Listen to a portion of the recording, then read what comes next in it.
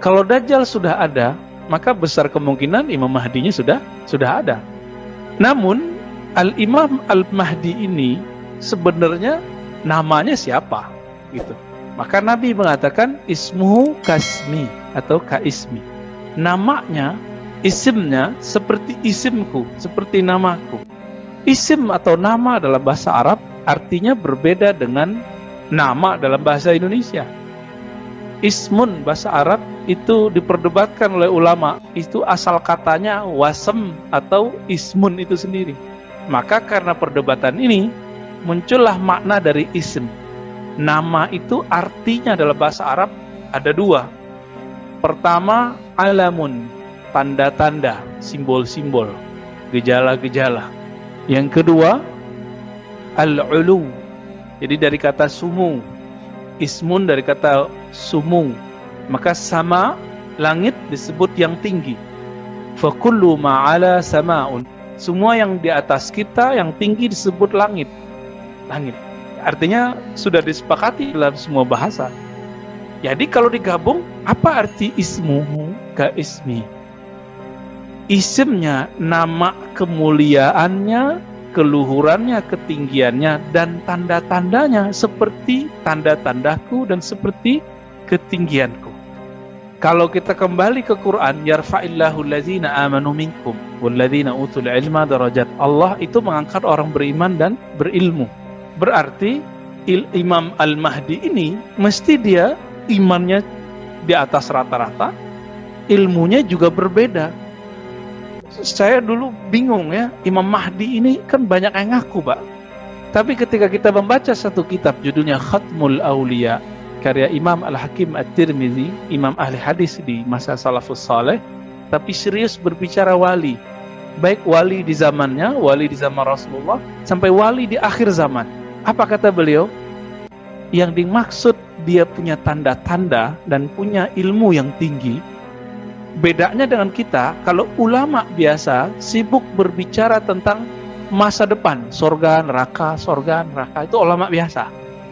Tapi kalau Al-Mahdi atau Khatmul Auliya, penutup para wali di akhir zaman, bersama dengan Nabi Isa nanti, ciri-cirinya ilmul awwali. Dia mengetahui ilmu asal-muasal alam semesta. Jadi dia ngerti ilmu nasab rohani. Kan di dunia ini ada yang pakar nasab jasmani, Pak. Jadi kalau kita ketemu dia tahu kita binnya siapa. Itu nggak banyak, paling 1-2 orang di dunia ini. Tapi untuk nasab saya ini, dulu di alam ruh, itu siapa? Dia tahu, Pak. Dia dikasih ilmu itu. Itu penjelasan Imam Al-Hakim At-Tirmidzi. Dulu, kita ketika mengatakan, ya Allah, kami menyaksikan Engkau. Ketika Allah bertanya, bukankah aku Rabb kalian? Tuhan pencipta kalian? Lalu kita semua mengatakan, syahidna. Tentu ya Allah, kami menyaksikanmu. Dia tahu persis siapa saja itu. Itu yang disebut Al-Mahdi. Jadi setelah kita gabungkan riwayat hadis ini dengan riwayat imam ahli hadis yang mengerti ilmu kewalian, itulah maknanya. Bukan berarti dia tahu gaib, tidak. Tapi dia diberitahu. Dalilnya tadi surat Al-Mujadalah ayat 11. Walladzina utul ilma, dan orang-orang yang diberikan ilmu. Jadi ilmu itu diberi, Pak. Kita kan merasa kita yang pinter. Saya merasa saya pinter misalnya. Padahal pinter itu diberi oleh Allah.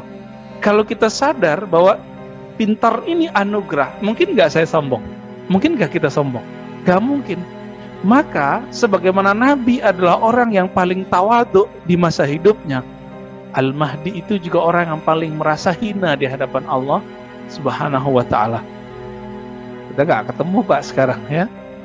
Kalau ketemu ya susah kali antum ketemunya.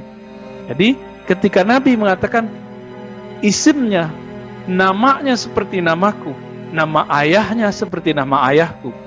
Kalau diterjemahkan versi tadi apa? Tanda-tandanya, ya, ketinggian ilmunya, kehebatan rohaninya seperti aku, dan ayahnya seperti ayahku. Jadi nggak mesti itu nama fisik. Dan ini juga sudah disinggung oleh salah satu ulama di Palestina, bahwa nama Al-Mahdi nggak mesti Muhammad gitu. Kenapa? Karena semua kita itu sudah bernama Muhammad, Pak, secara fisik. Ini bukan cocok logi, tapi coba tanya ulama-ulama yang ahli rohani. Mereka mengatakan bahwa kalau kita di dalam perut ibu kita, itu dilihat, Pak, kepala, badan, semua itu tulisannya kayak mim, ha, mim, dal.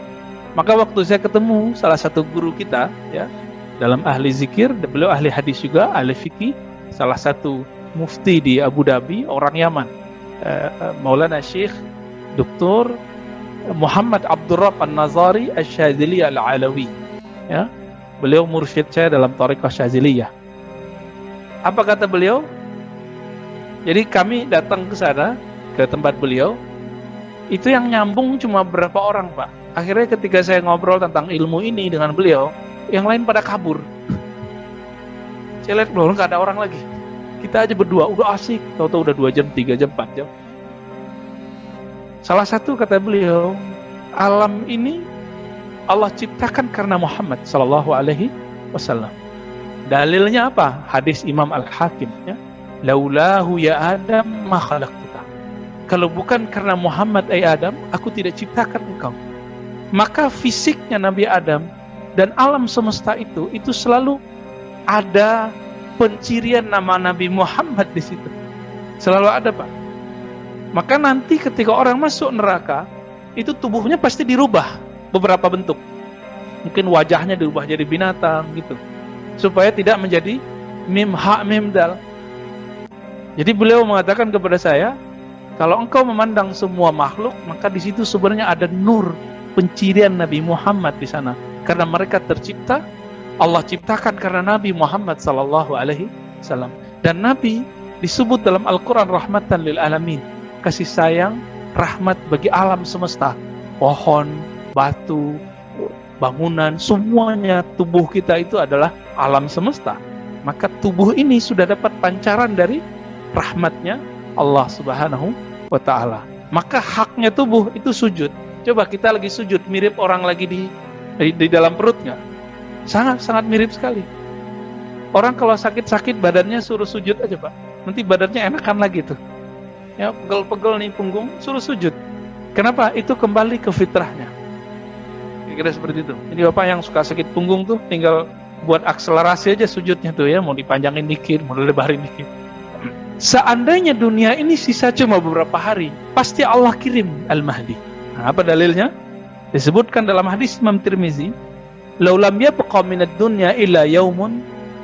Qala zaidah fi hadisihi la tawwalallahu dhalika al-yawm hatta yab'atsa fihim rajulan min ummati aw min ahli baiti. Seandainya tidak tersisa lagi sebelum kiamat kecuali satu hari doang nih, pasti Allah kirim, Allah bangkitkan seorang yang bernama Al-Mahdi.